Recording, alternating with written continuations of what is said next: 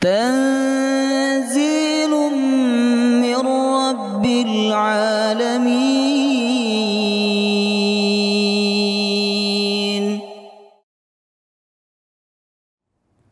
بسم الله الرحمن الرحيم. السلام عليكم ورحمة الله وبركاته. الحمد لله رب العالمين، نحمده ونستعينه ونستغفره ونعوذ بالله من شرور أنفسنا ومن سيئات أعمالنا. من يهده الله فلا مضل له ومن يضلل فلا هادي له. أشهد أن لا إله إلا الله وحده لا شريك له، وأشهد أن محمدا عبده ورسوله لا نبي ولا رسول بعده. اللهم صل وسلم على نبينا محمد وعلى آله وصحبه أجمعين. سبحانك لا علم لنا إلا ما علمتنا إنك أنت العليم الحكيم. اللهم إنا نسألك علما نافعا ورزقا طيبا وعملا متقبلا آمين يا رب العالمين. Alhamdulillah, kita memuji dan bersyukur kepada Allah Subhanahu wa taala atas segala nikmat yang diberikan oleh Allah kepada kita semua, baik nikmat jasmani, lebih-lebih nikmat ruhani, sehingga malam hari ini kita bisa berkumpul kembali untuk melanjutkan ta'lim kajian kitab Umdatul Ahkam. Tentu kita sangat bersyukur kepada Allah Subhanahu wa taala atas kenikmatan ini, karena tidak semua manusia diberikan kenikmatan oleh Allah duduk di dalam majelis ilmu. Semoga Allah Subhanahu wa taala membimbing hati kita semua untuk cinta kepada ilmu dan amal. Amin ya rabbal alamin. Malam hari ini merupakan pertemuan perdana kajian kitab Umdatul Ahkam setelah libur Ramadan dan libur Idul Fitri. Saya berharap Bapak Ibu semua masih ingat kajian terakhir kita di kitab ini sampai hadis nomor berapa?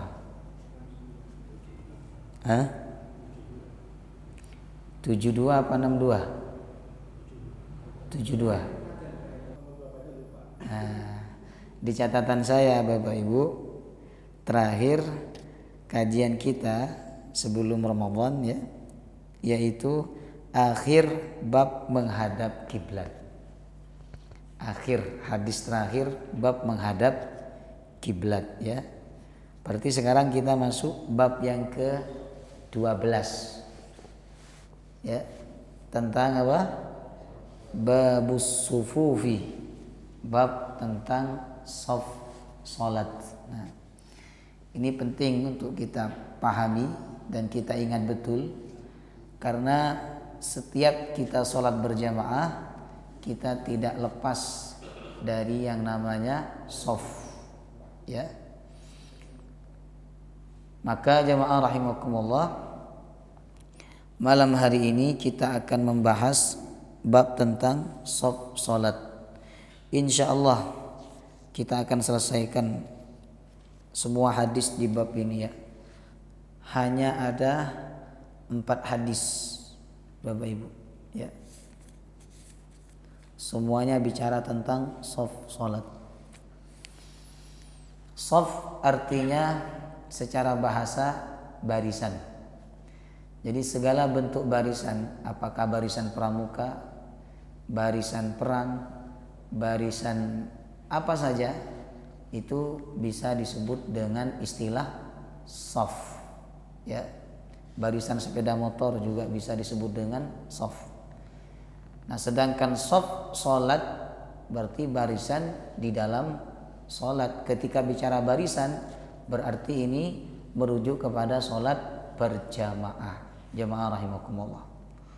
Nah, salat berjamaah yang ditetapkan shafnya itu bila makmumnya lebih dari satu. ya kan? Kalau makmumnya hanya satu, maka cukup dia mendekat dengan imam, tidak ada pengaturan shaf yang ketat, jamaah rahimakumullah. Tapi tetap walaupun jamaahnya satu, shafnya tetap diatur di dalam Islam, ya. Cuman kita nggak perlu bilang istawu wastaqimu, luruskan dan rapatkan shaf, ya kan? Cukup kita ajak saja, monggo merapat kepada imam, ya, di sebelah kanan. Nanti kita akan bahas tentang posisi shaf saat sholat berjamaah, posisi imam dan makmum, terutama posisi makmum ketika sholat berjamaah. Bagaimana kalau makmumnya satu, kalau makmumnya dua, kalau makmumnya ada perempuannya bagaimana, kalau makmumnya anak-anak bagaimana, ya. Kita baca dulu hadisnya. An Anas bin Malik radhiyallahu an, dari sahabat Anas bin Malik radhiyallahu an, qala, beliau berkata, qala Rasulullah sallallahu alaihi wasallam, Rasulullah sallallahu alaihi wasallam bersabda, sawwu sufufakum, luruskan shaf kalian, maksudnya shaf salat kalian. Fa inna taswiyatas suffi min tamamis shalah, sesungguhnya lurusnya shaf di dalam salat berjamaah min tamamis shalah, termasuk dari kesempurnaan salat berjamaah. Nah, ada 3 pelajaran dari hadis ini, Bapak Ibu. Yang pertama, disyariatkan untuk meluruskan dan merapatkan barisan shaf ketika sholat berjamaah, baik berjamaah sholat wajib maupun berjamaah sholat sunnah atau berjamaah sholat jenazah. Disyariatkan untuk apa? Meluruskan dan merapatkan. Kalau di dalam hadis ini hanya meluruskan saja, tapi nanti ada hadis lain menyebutkan juga merapatkan, ya. Kemudian yang kedua, meluruskan dan merapatkan shaf ketika sholat berjamaah ini akan menambah kesempurnaan sholat berjamaah, ya. Sebaliknya, ketika shaf dalam sholat berjamaah itu tidak rapat atau tidak lurus atau tidak duanya jamaah rahimakumullah, maka sholat berjamaahnya berkurang kesempurnaannya. Walaupun imamnya bagus, bacaannya bagus, kemudiannya bacaannya panjang, rukuknya panjang, sujudnya panjang, kalau makmumnya mengatur shaf tidak benar atau kurang sempurna, tidak rapat dan tidak lurus, maka apa yang dilakukan oleh mereka itu dapat mengurangi kesempurnaan sholat berjamaah. Jadi yang berkurang kesempurnaan sholat berjamaahnya bukan hanya makmum yang tidak rapat shafnya itu, ya kan? Tapi nanti berdampak kepada yang lainnya. Kalau imam tidak mengingatkan, maka imam ikut tidak sempurna sholat berjamaahnya. Tapi kalau imam sudah mengingatkan, cuman makmumnya tidak mau merapatkan dan meluruskan, maka itu menjadi tidak sempurna atau kurang sempurna bagi makmum yang tidak mau rapat dan tidak mau lurus, jamaah rahimakumullah, ya kan? Tapi kalau imamnya membiarkan, ada makmum renggang-renggang dibiarkan, kemudian tidak lurus juga dibiarkan sama imamnya, ya kan? Maka ketidaksempurnaan itu juga Allah timpakan kepada sang imam, ya. Kemudian yang ketiga, pelajaran dari hadis ini, berdasarkan hadis ini, Bapak Ibu, bahwa hukum meluruskan dan merapatkan shaf solat itu adalah sunnah, tidak wajib. Kenapa? Karena dalam hadis ini Nabi mengatakan lurus dan rapatnya shaf itu bagian daripada kesempurnaan solat berjamaah, bukan bagian dari kewajiban solat berjamaah. Artinya jika ada suatu masjid menegakkan sholat berjamaah, di mana ketika sholat berjamaah shafnya tidak lurus dan juga tidak rapat, sudahlah tidak lurus, tidak rapat lagi jamaah rahimakumullah, ya kan? Kocar-kacir shafnya, maka sholat berjamaahnya tetap sah, tapi berkurang kesempurnaan dan keutamaannya, jamaah rahimakumullah, ya. Jadi tidak rapatnya shaf dan tidak lurusnya shaf ini tidak sampai membuat batal sholat berjamaahnya, Bapak Ibu. Ya. Kecuali ada beberapa ulama, segelintir ulama mengatakan bahwa meluruskan dan merapatkan shaf itu dalam sholat berjamaah hukumnya wajib. Nanti kita bahas ya di hadis berikutnya. Kemudian bagaimana cara meluruskan dan merapatkan shaf ketika sholat berjamaah? Nabi bersabda, "Aqimu sufufakum wa tarasu fa inni arakum min wara'i dhahri." Luruskan dan rapatkan shaf kalian. Sesungguhnya aku melihat kalian dari belakang punggungku. Nah, ini salah satu mukjizat Rasulullah. Walaupun beliau sudah menghadap ke depan, tapi beliau bisa melihat kondisi shaf makmumnya yang di belakang.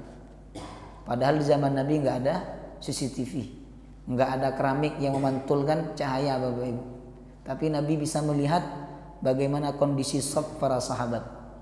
Nanti juga ada di hadis berikutnya, ketika Nabi mau takbir, Nabi menegur salah seorang sahabat karena dadanya terlalu maju, ya kan, dibandingkan yang lainnya, maka ditegur langsung oleh Nabi. Padahal Nabi nggak melihat dia secara langsung. Nah, ini menunjukkan apa? Kemukjizatan dan kemuliaan Nabi Sallallahu Alaihi Wasallam. Kata Nabi, luruskan dan rapatkan shaf kalian. Wasuddul khalal. Di dalam hadis lain Nabi mengatakan, wasuddul khalal, tutupilah celah-celah. Walinu bi aidi ikhwanikum, dan lembutkanlah dengan tangan ikhwanikum, saudara-saudara kalian. Artinya kalau ada orang mau masuk shaf yang kosong, itu jangan dipersulit. Lembutkan tangan kita, lembutkan bahu kita, supaya dia bisa mengisi shaf yang kosong. Kemudian Nabi berpesan, wala tadharu furujasy syayatin, wala tadharu furujatin lisyaitan. Janganlah kalian menyisakan celah untuk syaitan. Jadi orang yang tidak rapat shafnya, Bapak Ibu, berarti dia menyisakan celah untuk syaitan, memberikan celah kepada syaitan, ya. Nah, bagaimana cara meluruskan dan merapatkan shaf? Untuk meluruskan, jemaah rahimakumullah, ini tolak ukurnya kita mulai dari bagian atas dulu, yaitu bahu. Bahu kita lurus dengan bahu orang di sebelah kita, baik kanan maupun kiri. Kemudian bagian bawah, Bapak Ibu, yang diluruskan itu bagian tumit, bukan mata kaki, bukan juga ujung kaki, tapi bagian tumit, jamaah rahimakumullah, ya. Ini cara meluruskan shaf. Alhamdulillah, setiap karpet sekarang di masjid-masjid itu sudah ada garisnya, ya kan? Sudah ada penandanya. Nah, ini tujuannya apa? Supaya shafnya lurus. Kemudian cara merapatkan. Nah, cara merapatkan shaf bagaimana? Nabi Shallallahu Alaihi Wasallam memerintahkan watarasu, dan rapatkanlah shaf kalian. Nah, ini ada sebagian sahabat, Bapak Ibu, ketika Nabi memerintahkan mereka untuk merapatkan shaf, ya kan, ada di antara mereka yang menempelkan mata kakinya dengan mata kaki teman sebelahnya, menempelkan sisi kirinya kepada teman sebelahnya atau kepada orang sebelahnya.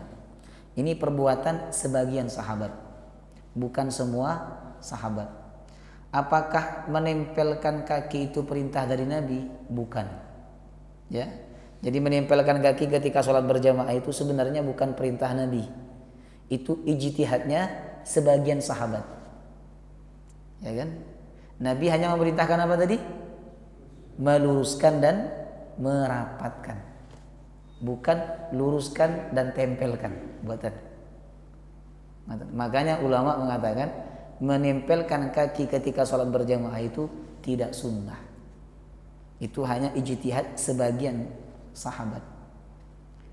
Sahabat Anas bin Malik berkata, ada di antara kami ketika Nabi memerintahkan untuk merapatkan, mereka menempelkan. Berarti di antara kami itu tidak semuanya, jemaah rahimakumullah. Makanya merapatkan shaf ketika sholat berjamaah itu tidak harus menempel. Karena ada sebagian orang ketika ditempel kakinya, dia merasa risih, akhirnya apa? Menghindar, dikejar sama temannya, menghindar lagi, akhirnya kejar-kejaran. Ini juga nggak benar, ya kan? Tapi kalau panjenengan ingin mengikuti apa yang dilakukan oleh sebagian sahabat ketika sholat berjamaah, menempelkan kaki dengan kaki sebelah orang sebelah, itu boleh-boleh saja, dan itu perkara yang baik karena dilakukan oleh sebagian sahabat, jemaah rahimakumullah. Tapi tidak harus begitu. Intinya rapat. Nah, ukuran rapat ini bagaimana? Kalau kita merujuk kepada hadis yang lain, jemaah rahimakumullah, ya kan? Nabi SAW menyebut bahwa jangan biarkan anak kambing itu masuk ke dalam celah-celah shaf kalian.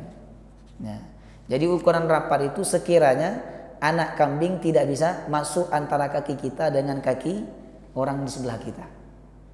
Pernah lihat anak kambing? Sering kan? Nah, sekiranya ketika kita merapat itu tidak bisa dimasuki oleh anak kambing. Itu sudah dianggap rapat. Tapi kalau anak kambing bisa lewat, maka itu dianggap tidak rapat, jemaah rahimakumullah.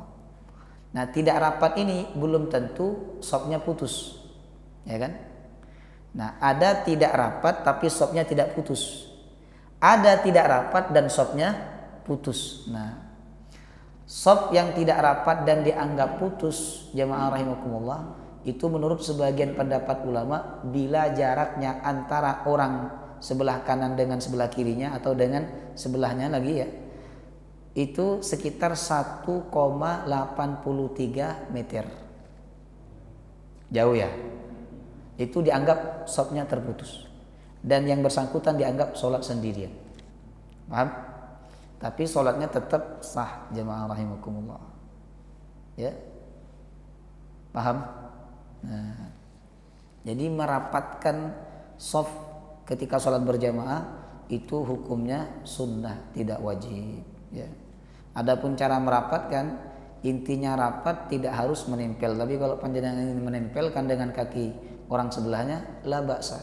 Bahkan itu dianjurkan oleh para ulama supaya apa?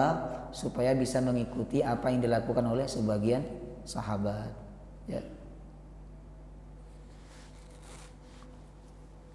Cuman jangan terlalu letterlock. Letterlock itu pokoknya harus nempel. Kalau enggak berarti enggak rapat. Enggak begitu. Nabi tidak pernah memerintahkan sahabatnya untuk menempelkan kakinya kepada kaki teman sebelahnya. Ya. Kita lanjut hadis yang berikutnya ya. Dari Nu'man bin Bashir radhiyallahu an, aku mendengar Rasulullah SAW bersabda, la tusawwunna sufufakum aw la yukhalifanna Allah baina wujuhikum. Hendaklah kalian meluruskan shaf salat kalian atau Allah akan membuat kalian berselisih. Ya. Jadi dalam ilmu kejiwaan, Bapak Ibu, bersatunya fisik, berkumpulnya fisik itu juga akan mempengaruhi berkumpulnya hati dan bersatunya hati. Orang kalau sering bertemu, sering berkumpul, lama kelamaan hatinya akan menyatu, betul nggak? Nah, sebaliknya juga menyatunya hati akan mempengaruhi menyatunya fisik, jamaah rahimakumullah. Makanya Nabi bilang, luruskan dan rapatkan shaf kalian. Kalau kalian tidak meluruskan atau kalian tidak merapatkan, bisa saja Allah akan membuat kalian berselisih. Karena badan kalian tidak menyatu, fisik kalian tidak menyatu, akhirnya Allah buat hati kalian juga tidak menyatu. Ya. Nah, hadis ini dijadikan dasar oleh sebagian kecil pendapat ulama bahwa meluruskan dan merapatkan shaf itu hukumnya wajib. Kenapa? Sebab Nabi mengancam. Sesuatu yang ada ancaman berarti sesuatu itu mengarah kepada wajib, jemaah rahimakumullah. Bila ditinggalkan Nabi mengancam berarti mengarah kepada hukum wajib.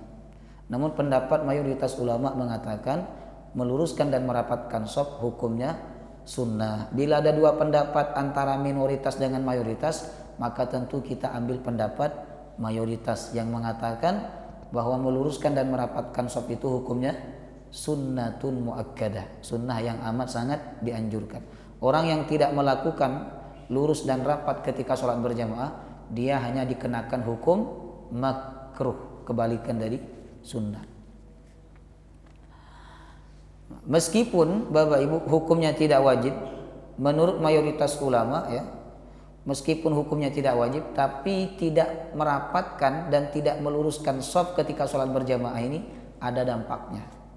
Dampaknya sebagaimana hadis tadi, ya kan? Allah akan membuat orang yang sholat itu berselisih antara satu dengan yang lainnya.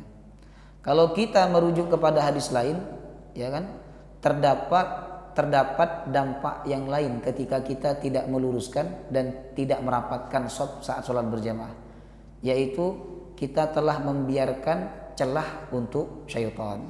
Sebagaimana hadis yang saya sampaikan tadi di awal, ya. Kata Nabi, wasuddul khalal, tutuplah celah, wala tadaru furujatin lisyaitan, jangan kau sisakan celah untuk syaitan, ya. Kemudian jemaah rahimakumullah, orang yang tidak merapatkan shaf dan tidak meluruskan shaf berarti dia telah luput dari pahala yang besar.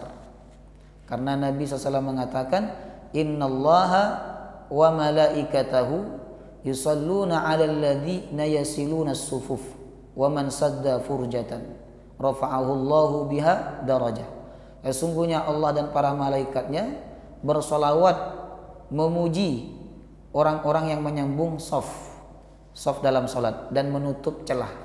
Barang siapa yang menutup celah, maka Allah akan mengangkat derajatnya, ya. Jadi walaupun hukumnya makruh, tidak merapatkan shaf atau tidak meluruskan shaf, tapi perbuatan itu ada dampak buruknya. Kita lanjut jamaah rahimakumullah. Dalam riwayat Imam Muslim, ini masih lanjutan hadis tadi ya. Rasulullah sallallahu alaihi wasallam yusawwi sufufana, meluruskan shaf kami.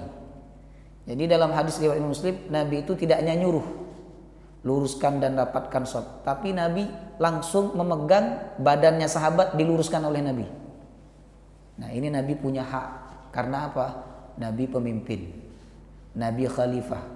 Kalau saya nggak bisa begitu, ya kan? Ngimami di Masjid Al-Barkah, lihat jamaah nggak lurus sholatnya, lalu saya preteli satu-satu, dipegang badannya, gini loh Pak, gini loh, kakinya kurang kesini nih. Nah, ini saya tidak pantas, jamaah rahimakumullah. Karena apa?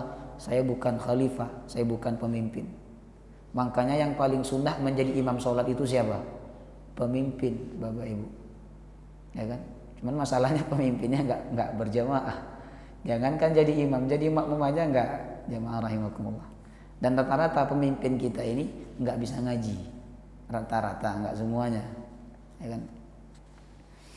Kemudian ka'annama yusawwi bihal qidah, seakan-akan Nabi SAW meluruskan anak panah. Ini saking detailnya Nabi dalam urusan shaf, sampai Nabi langsung memegang para sahabat, meluruskan dengan tangannya seperti Nabi seakan-akan meluruskan anak panah. Hatta ra'a an qad aqalna thumma kharaja yawman faqama hatta kada ayyukabbir fara'a rajulan badiyan sadruhu faqala ibadallah la tusawunna sufufakum aw la yukhalifanna Allah baina wujuhikum. Ketika Nabi mau takbir, sudah diluruskan oleh Nabi semuanya. Ketika Nabi mau takbir, Bapak Ibu, ternyata ada salah satu sahabat yang dadanya agak maju. Padahal sudah diluruskan oleh Nabi, ya kan? Akhirnya Nabi berkata apa? Ibadallah, wahai hamba Allah, la tusawunna sufufakum, luruskan shaf kalian atau Allah akan membuat kalian berselisih.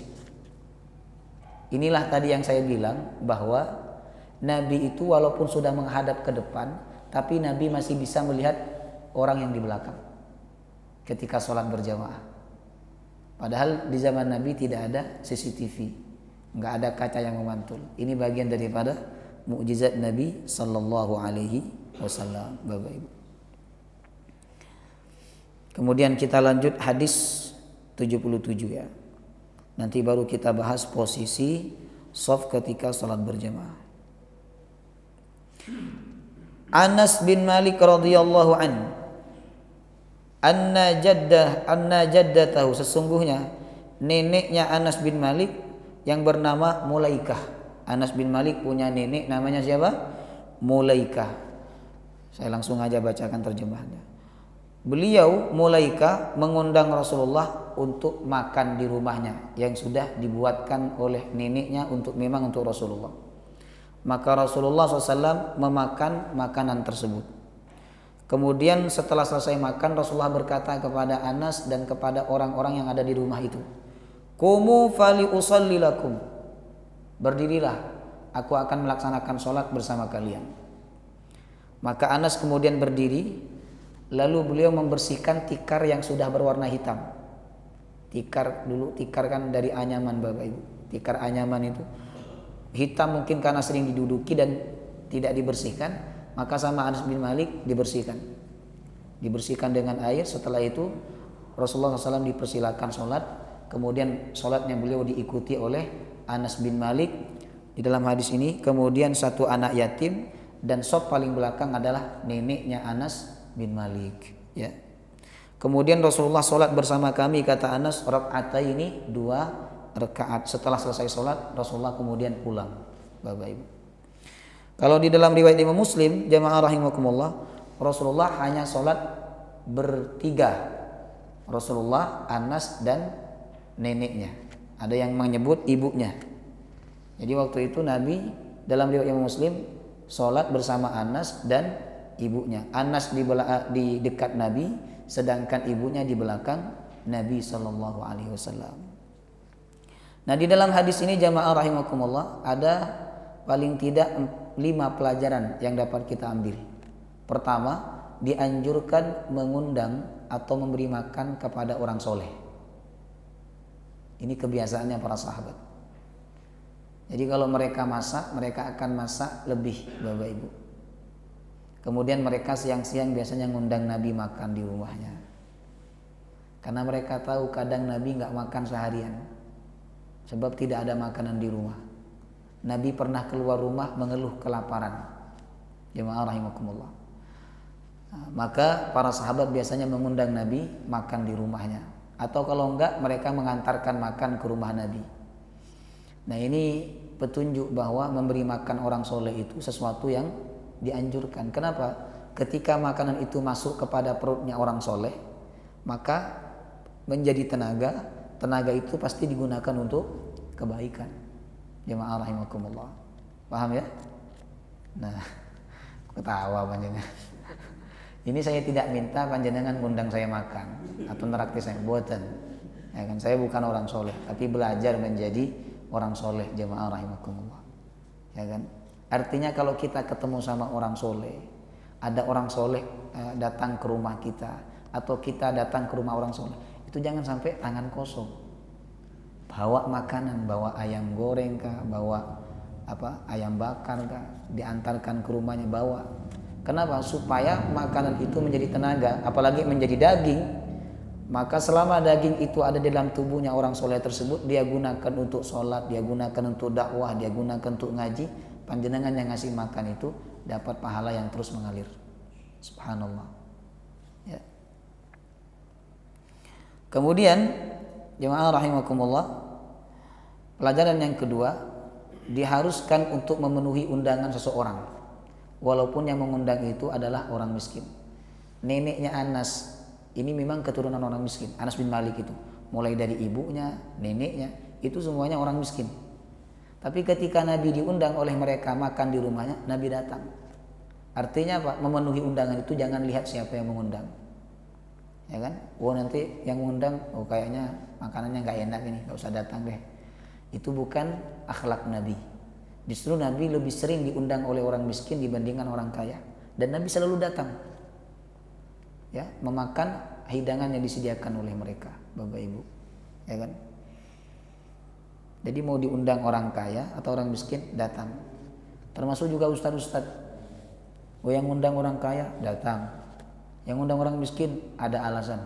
Oh, saya ada jadwal di tempat lain, ini nggak boleh. Jemaah rahimakumullah. Kemudian yang ketiga, tempat atau tikar yang digunakan untuk sholat hendaknya dalam keadaan bersih. Tidak hanya suci tapi juga bersih. Ini untuk menghormati sholat, Bapak Ibu. Kalau ada orang datang kita hormati, kita kasih karpet yang bersih. Kenapa ketika kita sholat baju kita kotor, sajadah kita kotor, udah lama nggak dicuci sajadahnya? Ini bagian daripada perbuatan tidak menghormati sholat. Makanya sahabat Anas bin Malik tadi ketika Nabi tahu ingin sholat, beliau langsung membersihkan tikarnya. Kemudian yang keempat, jemaah rahimakumullah, diperbolehkan melaksanakan sholat sunnah mutlak secara berjamaah dengan tujuan untuk mengajarkan. Misalnya panjenengan nggak ada apa-apa ini, bukan sholat duha, bukan sholat sunnah yang lainnya, hanya sholat sunnah mutlak. Lalu panjenengan ngajak anak panjenengan untuk ikut sholat dengan panjenengan berjamaah, ini boleh. Tujuannya apa? Untuk mengajarkan. Tapi kalau untuk merutinkan tidak boleh. Kalau hanya untuk mengajarkan diperbolehkan. Misalnya apa? Sholat duha berjamaah dengan anak panjenengan boleh, tapi tujuannya apa? Mengajarkan, bukan merutinkan. Kalau merutinkan tidak boleh, karena sholat sunnah yang boleh berjamaah itu terbatas. Tidak semua sholat sunnah boleh berjamaah. Kemudian pelajaran yang terakhir dari hadis ini adalah di dalam hadis ini terdapat tata cara penyusunan atau posisi shaf dalam sholat berjamaah, ya kan?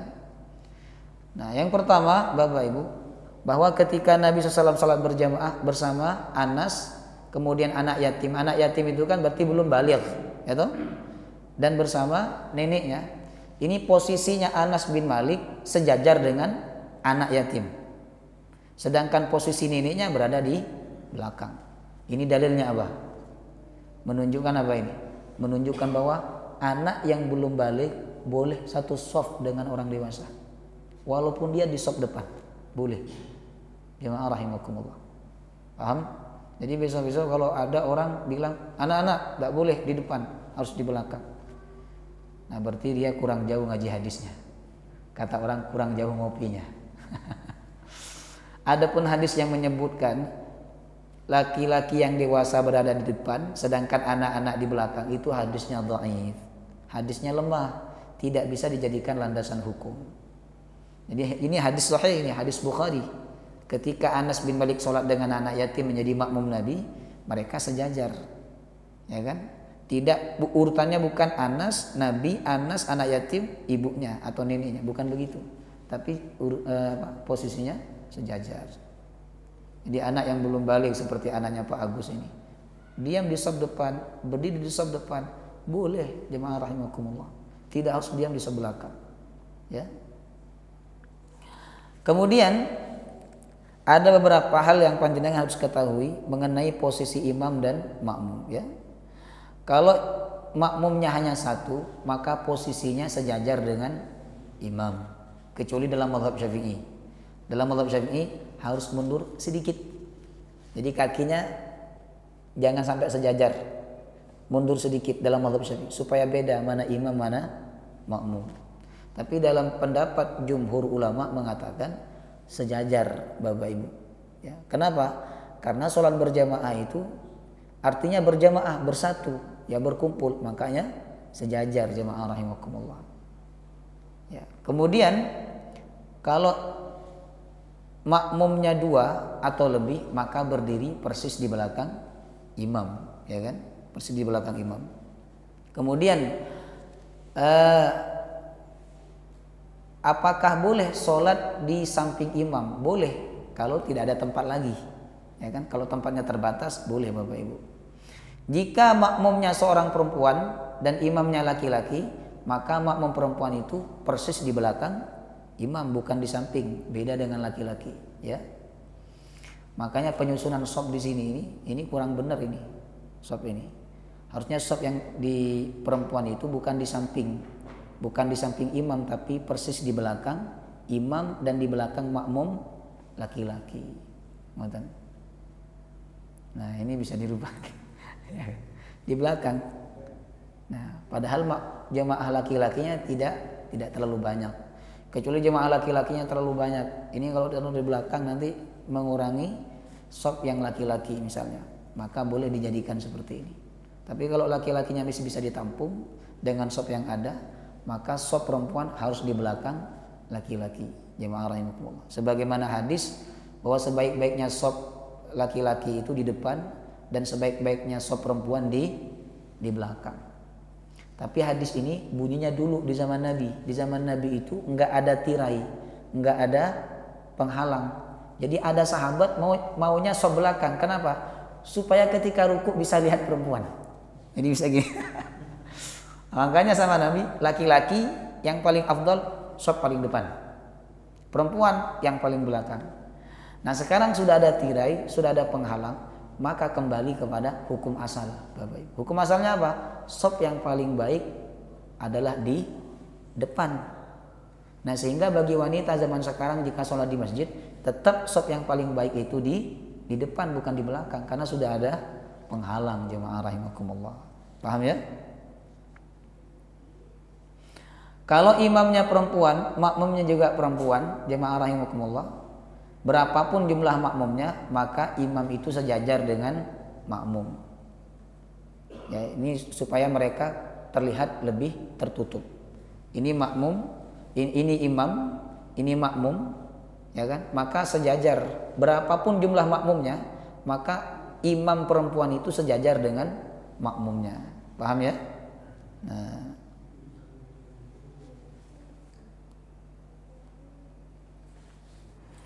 sedangkan posisi anak tadi sebagaimana yang saya sampaikan di dalam sholat berjamaah itu posisinya boleh di depan, boleh di belakang, boleh barengan dengan orang dewasa, Bapak Ibu.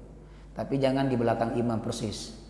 Karena nanti kalau imamnya salah atau batal sholatnya, yang anak-anak itu belum tentu bisa menggantikan, ya.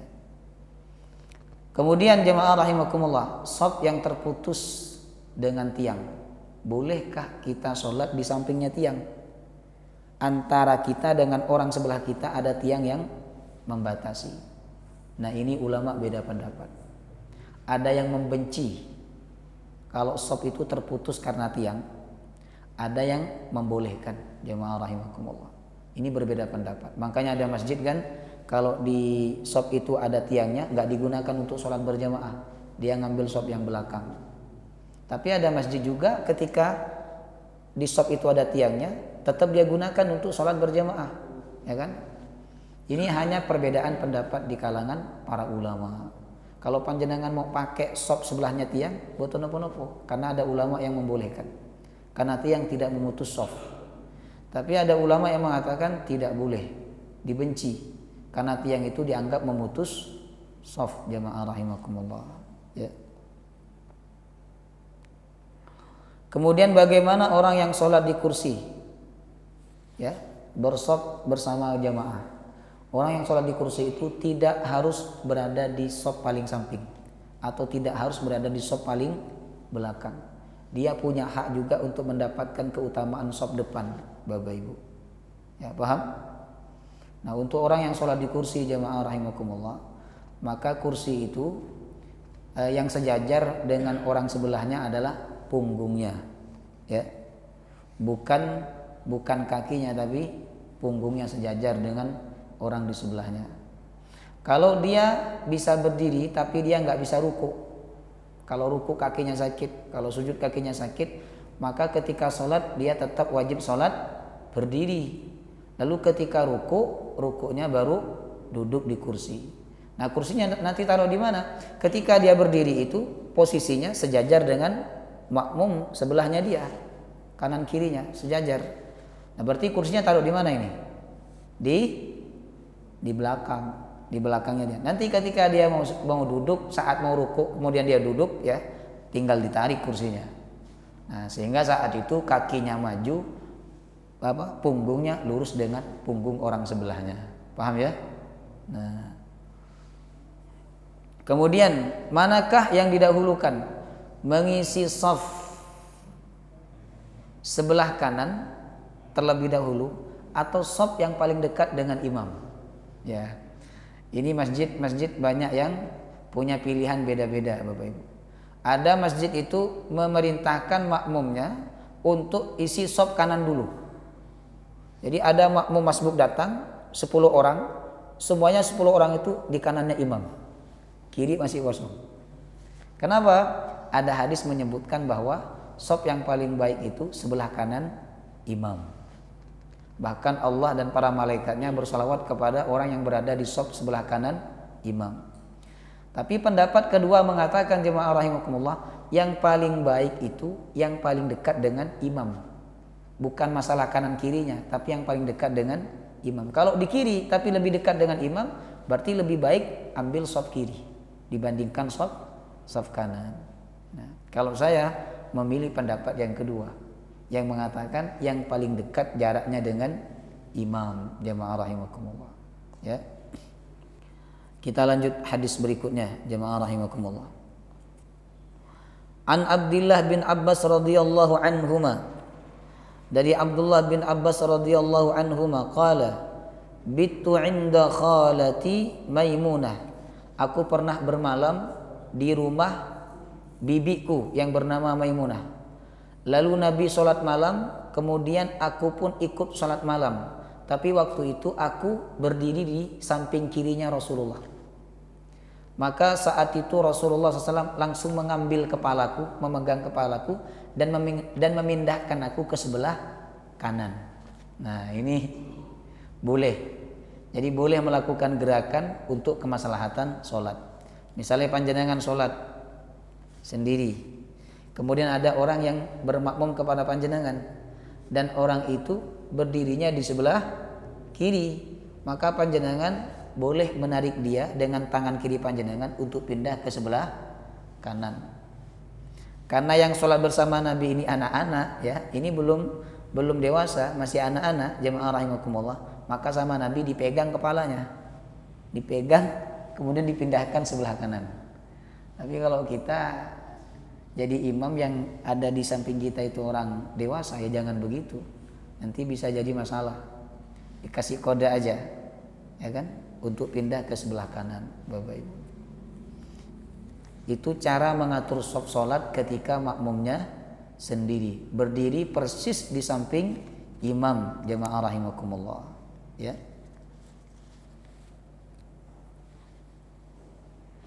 Kemudian Bapak Ibu jemaah rahimakumullah, ada masalah-masalah lain yang terkait dengan shaf sholat, yaitu sholat sendirian di belakang imam. Ini bagaimana hukumnya? Sholat sendirian di belakang imam. Jadi makmum shaf pertama sudah penuh. Ada makmum masbuk, ya, datang, dia nggak punya tempat di shaf pertama karena sudah penuh. Akhirnya dia berdiri sendiri di shaf shaf kedua sendiri, ya, di tengah, persis di belakang imam, jemaah rahimakumullah. Ini hukum sholatnya bagaimana? Ulama berbeda pendapat, Bapak Ibu. Pokoknya kalau masalah fikih ini banyak perbedaan pendapat. Pendapat pertama mengatakan sholatnya nggak sah. Coba bayangkan itu. Ada ulama bilang kalau kita berada di shaf kedua dan kita berdiri sendiri di situ, ada ulama yang bilang tidak sah. Ya. Kemudian pendapat mayoritas ulama, ya, mengatakan sholatnya tetap sah, baik ada uzur maupun tidak ada uzur. Sedangkan pendapat yang ketiga mengatakan sholatnya sah bila ada uzur dan sholatnya tidak sah bila tidak ada uzur, jemaah rahimakumullah. Makanya aturan di dalam kitab fikih itu, kalau kita datang dan tidak ada orang lain yang menyertai kita di shaf nomor 2, maka kita boleh menarik satu orang di shaf pertama, ditarik. Yang ada di belakang imam atau yang ada di samping imam ditarik untuk mundur ke belakang. Nanti orang yang di sampingnya itu biar merapat, jemaah rahimakumullah. Paham? Ditarik. Cuman kan kadang orang nggak paham. Akhirnya apa? Langsung disikut. Karena nggak paham, Bapak.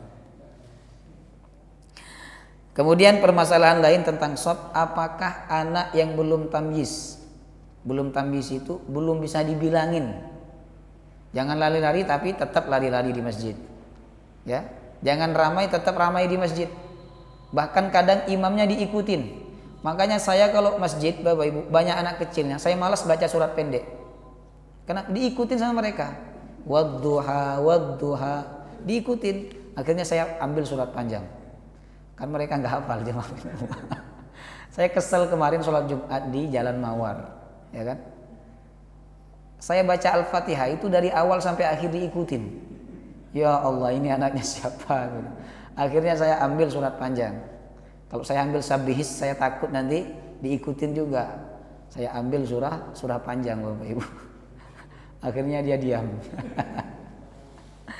Jadi anak yang belum bisa dibilangin, ini kata ulama tidak memutus shaf sholat. Dia disamakan seperti tiang, seperti kursi. Tidak memutus shaf sholat. Jangan khawatir jemaah rahimakumullah. Wallahu ta'ala a'lam bis-shawab. Ada pertanyaan? Monggo Pak Agus.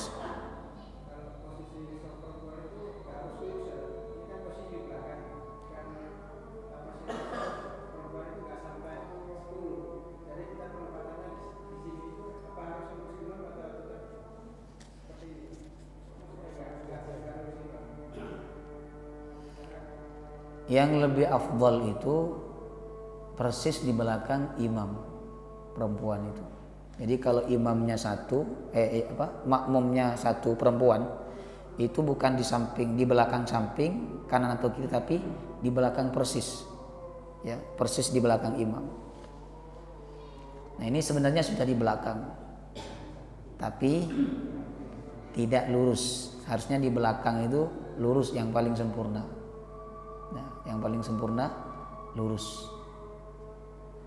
Tapi kalau alasannya karena darurah itu makmum laki-lakinya khawatir tidak cukup tempatnya untuk sholat berjamaah karena perempuannya sedikit, maka dikasih di pojokan. Ini juga nggak apa-apa. Tapi kalau selama bisa untuk di belakang imam persis, maka posisikanlah shaf perempuan itu di belakang imam.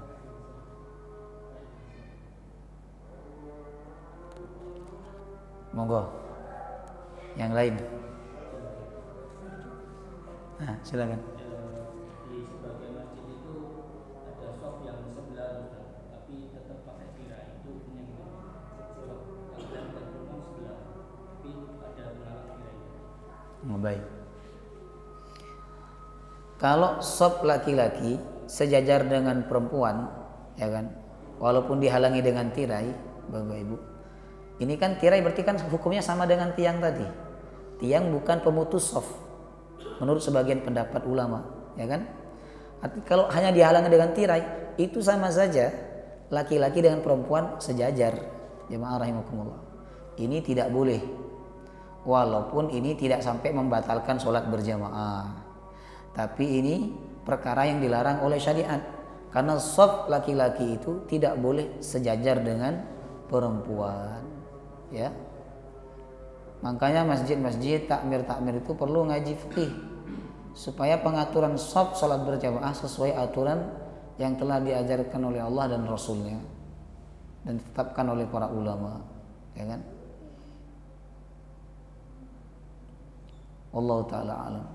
Ada lagi? Gimana?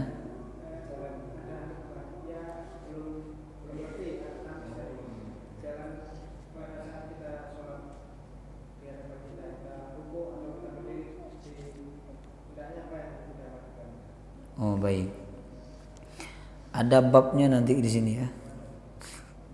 Bab berapa ini? Ada larangan apa sudah Pak ya? Oh, belum. Larangan lewat di depan orang sholat.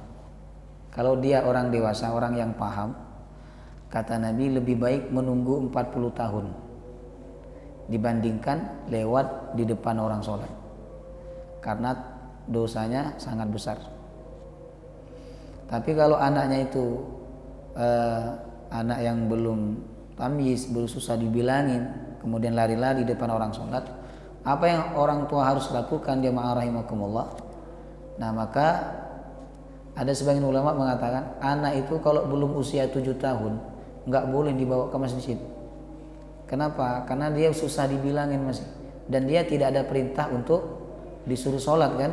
Kan yang diperintahkan sholat itu kalau usia 7 tahun, Bapak Ibu. Bagaimana sikap seseorang ketika ada anak-anak yang belum tamis, belum susah dibilangin lewat di depan, itu dibiarkan saja nggak apa-apa. Ya, nggak harus dihalangi begini, karena mereka nggak paham. Dihalangi itu nanti kata mereka nanti lewat bawahnya, ya toh. Nggak, karena Nabi SAW nanti ada hadisnya ya. Ketika Nabi sedang sholat berjamaah, ada sahabat namanya Ibnu Abbas yang masih kanak-kanak masuk ke shaf, dan tidak ada seorang pun yang mengingkari dan yang menghalangi. Jemaah rahimakumullah. Tapi orang dewasa, orang yang sudah paham, maka perlu dihalangi dengan tangan. Jemaah rahimakumullah. Wallahu taala a'lam bis-shawab. Subhanakallahumma wa bihamdika asyhadu an la ilaha illa anta astaghfiruka wa atubu ilaik. Wassalamu alaikum warahmatullahi wabarakatuh.